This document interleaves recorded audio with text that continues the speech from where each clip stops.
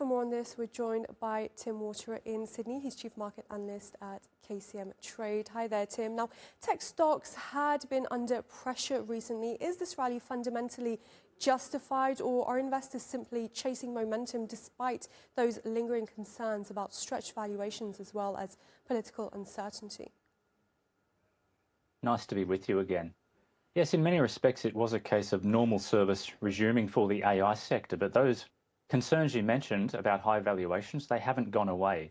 And that's leading to traders being a little bit more selective, discerning towards AI stocks than perhaps was previously the case. So semiconductor manufacturer stocks and the hyperscalers, they are very much still in vogue.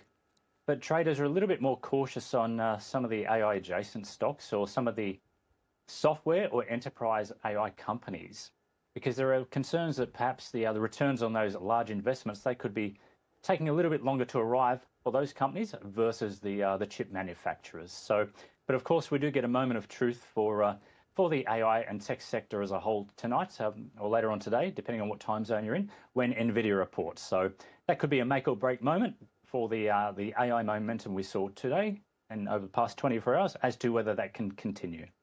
Right, and looking at the deal between Meta and AMD, it comes just days after Mark Zuckerberg said it had agreed to deploy millions of processors over the next few years from AMD's rival NVIDIA. How does that play out for the two rivals as well as the broader AI sector? That's right. If we look at it from AMD's point of view, it's a vote of confidence from one of the big players and a hyperscaler in the form of Meta.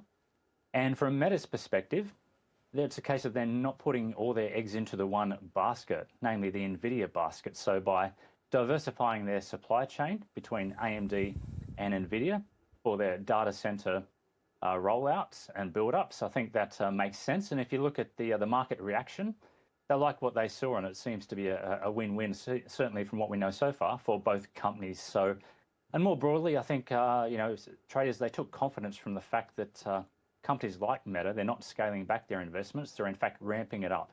And that led to the return of form for AI stocks so far this week. And what does the yen's reversal tell us about the policy expectations at the Bank of Japan? And could the nomination of dovish board members limit currency strength even as Japanese equities hit those record highs? Yes, that's an interesting situation in Japan at the moment. I think if not for the new government's fiscal expansion plans, we probably would be seeing a Bank of Japan rate hike sooner rather than later. But with these nominations that you mentioned, it does seem like the Japanese PM is building sort of a dovish firewall around the central bank, which could perhaps delay when we see the next rate hike. So the BOJ, like I said, I think all else being equal, based on where Japanese inflation is right now, they're probably looking to hike rates, but that is somewhat at odds with the government's fiscal expansion plans. So a little bit of perhaps a game of cat and mouse there in terms of the central bank and the government as to who gets their way. But yeah, in terms of the yen, yes, we did see that weaken, and that proved to be a boon for the Japanese stock market today, particularly the export sector. We're looking at increased competitiveness as a result of that weak yen. Tim Waterer in Sydney. We'll leave it there for now. Thank you very much as always.